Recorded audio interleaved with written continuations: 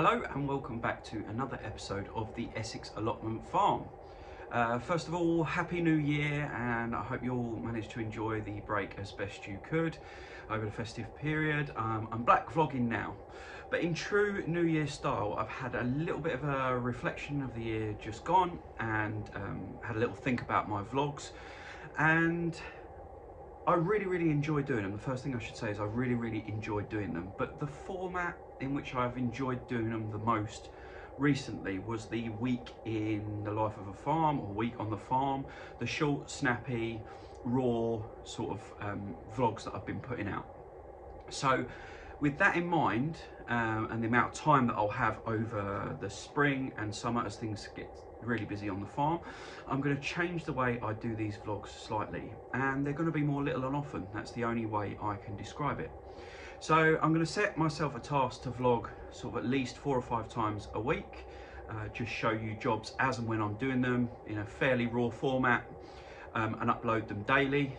I would say a daily vlog. It is a daily vlog really, but I don't want to commit to doing it 7 days a week, because as I've just described, sometimes things are just going to be too busy, and you know, I just want to have some time where I'm just cracking on with jobs and not in front of a camera or trying to film things for you guys to see. But I do appreciate you following along the journey, so I'll supplement these sort of daily vlogs a few times a week with some longer stuff as and when I come across interesting topics. But for now, I'm going to change the format slightly and do some daily vlogging, which I did a few weeks ago before my COVID experience.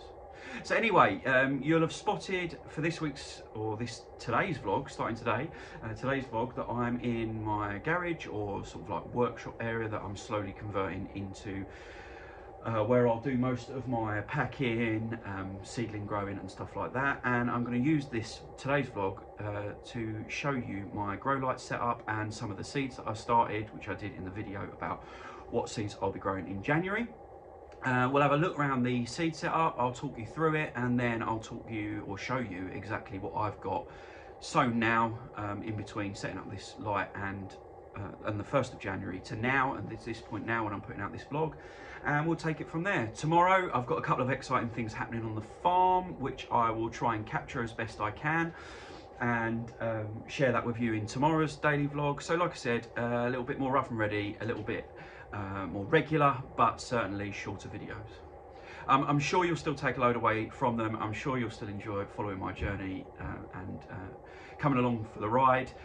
It's just how I've sort of set out my vlogging side of things for 2021.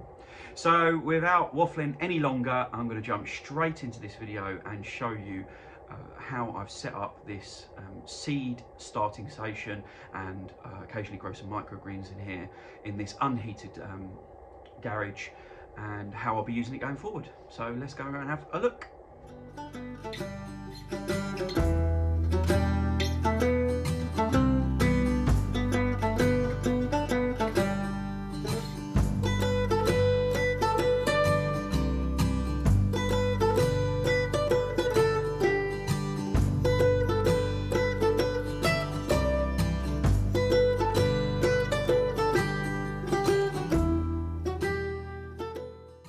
So here we are, this is my simple setup. So start from the beginning. The first thing I put together was the racking. It's just some simple racking from you know, a hardware store, DIY store.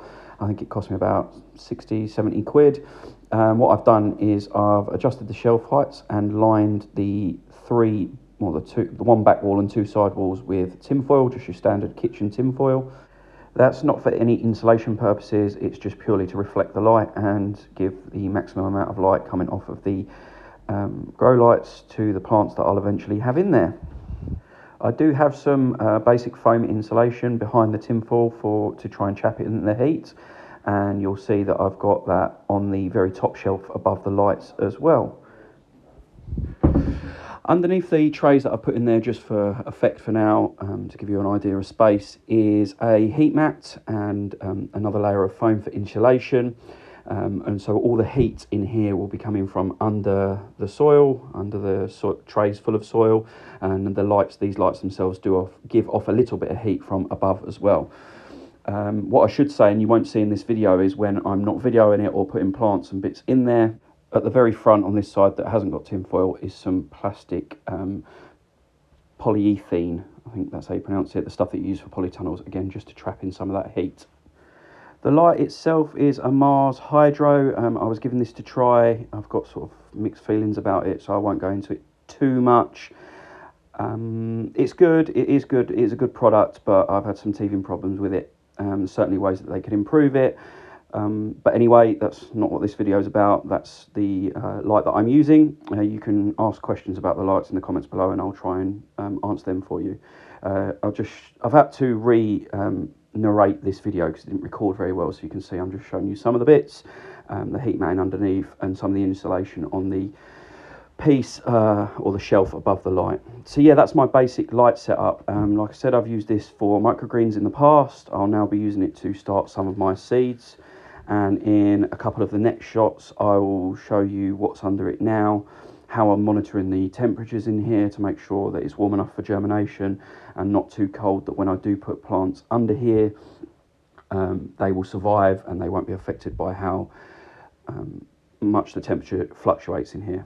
The last thing I should say is these lights and these mats aren't on all the time. At the moment I'm running it for 8 hours a day, sort of the lights for 8 hours a day in conjunction with the heat mat. I'm doing that overnight just purely for cost reasons, and that seems to be giving it a decent amount of temperature for stuff to germinate. Fast forward a few days and I've moved my spare broad beans into here just to give them the best opportunity to grow on with a tiny bit of heat overnight.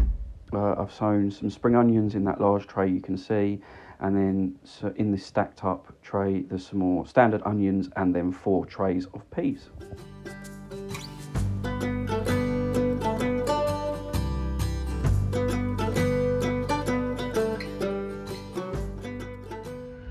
Right, I won't spoil the surprise, there's a bit of a noise in the background, but you can see just here something exciting going on the farm.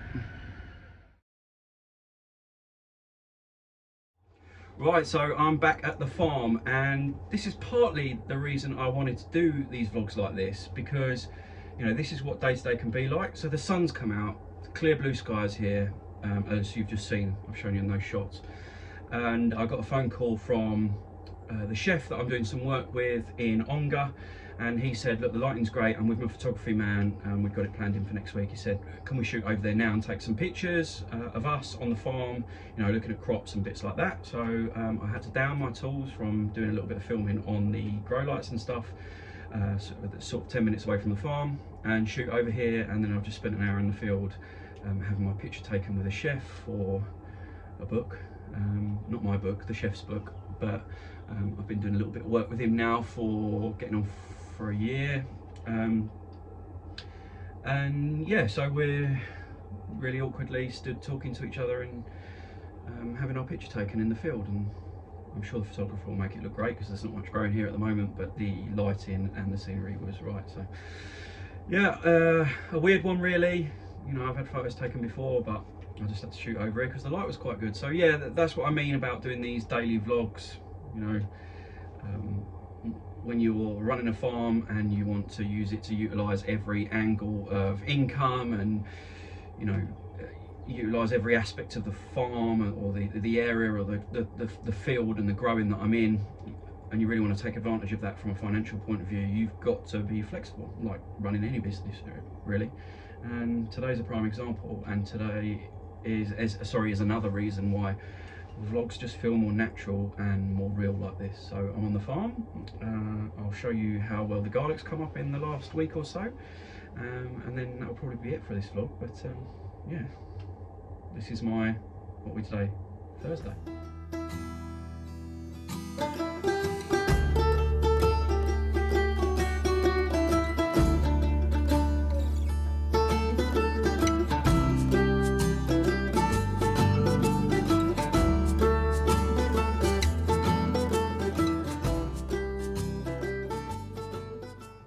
Yeah, so that's it for today. Bit of noise in the background, so I'll make this really quick. I'm really happy that the photographer basically forced me to come up here with the chef, and we did it now because it is a beautiful day. He's absolutely right. Even though there's hardly anything in the ground, it looks absolutely fantastic. So I'm really happy. with how that went, and yeah, it forced me to come out. I wasn't coming to the farm today, I was doing office stuff, so it's forced me to be out in the sunshine, so I'm really happy. If you enjoyed this vlog, give it the thumbs up. If you found the grow stuff interesting, someone's just walking past, that's all right. If you found the grow light stuff interesting, give me a thumbs up. As always, subscribe, like my channel. It helps me grow and it helps more people learn about what I'm trying to do here. Have a great evening. I'll see you tomorrow.